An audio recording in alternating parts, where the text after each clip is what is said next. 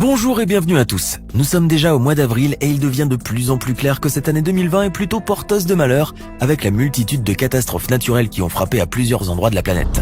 Le feuilleton des mauvaises nouvelles a commencé dès janvier lorsque des feux de brousse ont embrasé l'Australie durant plusieurs semaines, développant les plus importants incendies de végétation de l'histoire de ce grand pays.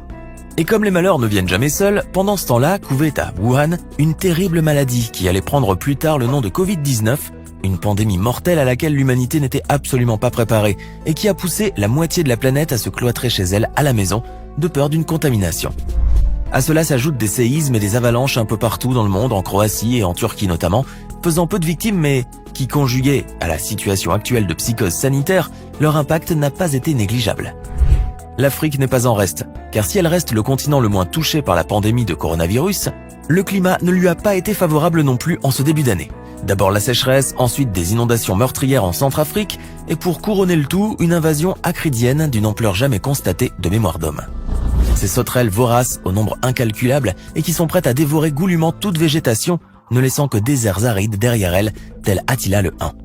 Ces insectes à l'appétit insatiable ont déployé leurs ailes et n'ont épargné aucune région, jusqu'au très lointain et très montagneux Pakistan. Les 10 plaies d'Égypte se seraient-elles déchaînées sur les terriens ? Entre une pandémie qui ne cesse de croître et une invasion de milliards de criquets, sur fond de tremblements de terre et d'éruptions volcaniques, assistons-nous à la fin du monde tel que nous le connaissons ? Pourtant, les gouvernements ne baissent pas les bras et les scientifiques comme les autorités mènent le combat, d'abord contre l'ennemi commun de l'humanité, le virus à couronne, mais aussi pour lutter contre le fléau acridien et la menace qu'il fait peser sur la sécurité alimentaire de millions de gens. Certains pays se considèrent d'ores et déjà en guerre, et d'autres, comme la Chine, alignent des soldats hors du commun ou totalement insolites. Alors installez-vous bien confortablement, car aujourd'hui nous allons découvrir pourquoi la Chine prépare une armée de 100 000 canards. On commence.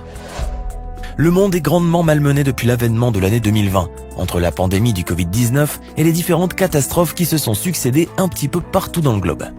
Mais si le virus qui menace aujourd'hui notre santé et nos vies est invisible à l'œil nu, il y a un autre parasite, bien visible celui-ci, et qui nous est tout aussi dangereux, bien que sur un tout autre niveau. C'est d'ailleurs l'une des 10 plaies d'Égypte et pas la moindre non plus, puisqu'il s'agit ici d'une invasion d'une armée de criquets forte de milliards et de milliards d'individus affamés et terriblement voraces.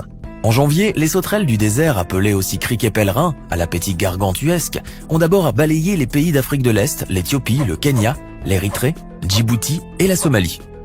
L'ONU a présenté cette invasion comme la pire depuis 70 ans pour le Kenya et la pire depuis 25 ans pour l'Éthiopie et la Somalie, en sachant qu'il y a eu 6 invasions de criquets au XXe siècle, dont la dernière s'est produite dans les années 1987-1989. Se déplaçant en immenses essaims de la taille du Luxembourg, ces insectes n'épargnent aucune végétation, pouvant dévorer toutes les feuilles d'un arbre en moins de 3 minutes. De tels essaims contiendraient quelques 200 milliards de criquets et dévoreraient chaque jour l'équivalent de 400 000 tonnes de nourriture. Ils sont aussi capables de parcourir 150 km par jour et de ravager les moyens d'existence des populations rurales dans leur course effrénée pour se nourrir et se reproduire. Ce sont ainsi plus de 13 millions de personnes dans ces pays concernés qui ont des difficultés d'accès à la nourriture et la venue de cette armée vorace risque bien de créer une famine qui tuera malheureusement beaucoup de gens. Des champs de maïs, de sorgho et de millet, il ne reste plus rien et cela se répercute aussi sur les troupeaux qui n'ont plus rien à manger. Mais qu'est-ce qui explique ainsi une telle prolifération de ces bestioles voraces et leur invasion ultramassive ? Pour le Centre de prévision et d'application climatologique, ICPAC, l'invasion actuelle est le dernier symptôme d'une série de variations climatiques extrêmes en Afrique de l'Est en 2019. L'année avait commencé avec une forte sécheresse avant de se finir funestement avec des pluies et des inondations qui ont fait des centaines de morts. Ces phénomènes climatiques sont liés au dipôle océan Indien. Pour ceux qui ne le connaissent pas, le dipôle de l'océan Indien, aussi connu sous le nom d'El Niño indien, est une oscillation irrégulière des températures de surface de la mer, la partie occidentale de l'océan Indien étant tour à tour plus chaude et plus froide que sa partie orientale. Les scientifiques disent n'avoir pas observé un dipôle d'une telle intensité depuis des années, voire des décennies. On estime d'ailleurs que c'est lui qui serait aussi responsable des fortes chaleurs et des incendies en Australie. Devant l'urgence de la situation, les gouvernements de ces pays ont dû faire face avec les moyens du bord et ont appelé leur population à résister. On a pu voir ainsi de tristes images d'habitants démunis au Kenya qui agitaient des bâtons et frappaient sur des boîtes de conserve dans une tentative désespérée de faire fuir les insectes. Tentatives inutiles, car la seule mesure jugée efficace est d'asperger les champs de pesticides lorsque les criquets sont encore au stade de nymphes et qu'ils ne peuvent pas voler. Le Kenya dispose en tout et pour tout de 5 avions qui dispersent des pesticides sur les essaims tout en faisant au mieux pour limiter les dommages aux autres insectes, notamment pollinisateurs. Car les insecticides ne feront malheureusement pas la différence entre un criquet pèlerin et une abeille ou un papillon, et leur emploi abusif aura de lourdes répercussions sur la faune et la flore qui s'étaleront probablement sur plusieurs années. Avant de continuer, il est temps de répondre à la question du jour, et aujourd'hui il s'agit de culture générale. À votre avis, combien d'œufs peut produire en une seule ponte la femelle de criquet pèlerin? Est-ce option A plus de 1000, option B plus de 10 000, ou enfin option C plus de 100? Réfléchissez bien et écrivez ce que vous pensez être la bonne réponse dans les commentaires. Réponse tout à l'heure, avant la fin de la vidéo. Le Pakistan, quant à lui, pense lutter contre cette invasion par un moyen plus efficace et surtout plus écologique, et ce, en introduisant une armée de 100 000 canards envoyés par le voisin chinois dans les régions les plus touchées du pays. Selon les experts chinois, un seul canard est capable de s'empiffrer de plus de 200 criquets par jour. Ce procédé serait donc beaucoup plus efficace que les pesticides et nettement plus respectueux de l'environnement. L'armée de canards sera ainsi envoyée de la province orientale du Zhejiang après que les experts chinois se sont rendus sur place pour conseiller les autorités sur la solution la plus adéquate.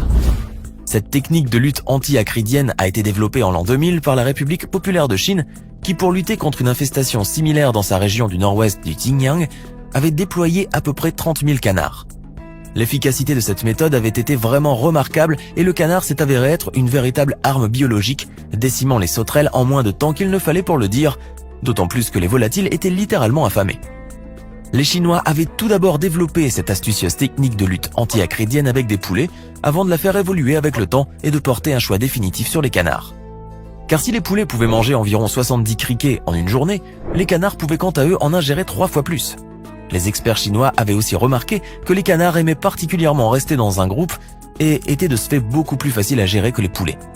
Ces derniers adorant se disperser un peu partout dans une joyeuse pagaille aviaire, ce qui diminuait grandement leur efficacité collective.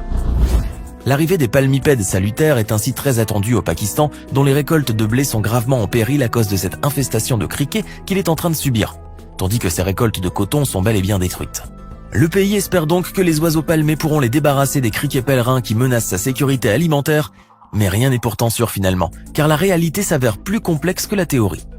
En effet, des experts remettent aujourd'hui en question la faisabilité du projet, au regard des conditions climatiques arides des régions concernées. D'ailleurs, un des scientifiques membres de la délégation envoyée par la Chine pour aider le Pakistan à combattre les criquets a assuré à des journalistes locaux que les canards auraient du mal à s'adapter aux sécheresses observées dans les zones du Pakistan infestées par les criquets. Les canards sont par essence des animaux aquatiques. Or, les températures sont très élevées dans les zones désertiques du Pakistan, ce qui réduit pratiquement à néant la possibilité d'acclimatation des volatiles. Le même expert a donc vivement conseillé au Pakistan d'utiliser plutôt des pesticides chimiques ou biologiques pour venir à bout des milliards de criquets pèlerins qui ont d'ores et déjà commencé à l'envahir. L'an de grâce 2020 se révèle donc de plus en plus comme celui de toutes les invasions, d'abord des virus mortels, ensuite des sauterelles voraces. Il fallait donc s'attendre au coup de grâce et il a fini par tomber finalement. Au sultanat d'Oman plus précisément, où l'on dénombre une autre invasion encore plus terrible et terrifiante, celle de milliards de fourmis grouillant au sol tel un véritable tapis vivant. Engendrant une véritable psychose dans le sultanat, cette invasion n'est pourtant pas aussi dangereuse qu'elle n'y paraît, puisqu'il s'agit en fait d'une espèce assez docile de fourmis, la Lasius niger, beaucoup plus connue sous le nom de fourmi noire des jardins. Cette espèce cosmopolite est très répandue et malgré sa grosse taille, elle ne s'attaque pas aux humains, contrairement à d'autres espèces comme les fourmis chasseuses d'Afrique et d'Amérique du Sud. Ces espèces de fourmis sont particulièrement connues pour la virulence de leurs attaques et surtout par la terrible marche qu'elles mènent dans la forêt. Une marche que les populations locales sud-américaines appellent le marabunta. Ce terme désigne en Amérique hispanophone une migration massive et destructrice de fourmis légionnaires qui se déplacent à une vitesse de 200 mètres sur 24 heures et qui ravagent tout sur leur passage. La progression est implacable, les fourmis franchissant même les petits cours d'eau en formant des ponts et des radeaux de leur corps. Et là où elles sont passées, il ne reste plus rien. De tout animal au-dessous de la taille d'un rat, il ne leur faut que 5 minutes pour en faire un squelette admirablement nettoyé. Les Omanais peuvent donc dormir tranquilles, car la fourmi noire est nettement moins agressive que ses cousines africaines et latines, bien que la simple vie de ce tapis noir vivant et grouillant ait de quoi provoquer des cauchemars. Alors, que pensez-vous de l'incroyable invasion de criquets pèlerins qui touche plusieurs pays dans le monde ? Donnez-nous votre sentiment dans les commentaires, sinon la femelle du criquet pèlerin peut pondre entre 100 et 150 œufs en une seule ponte, en sachant qu'elles peuvent pondre au moins 3 fois dans leur vie, à 6 à 10 jours d'intervalle. De quoi créer une véritable armée invincible. J'espère que vous avez été nombreux à trouver la réponse.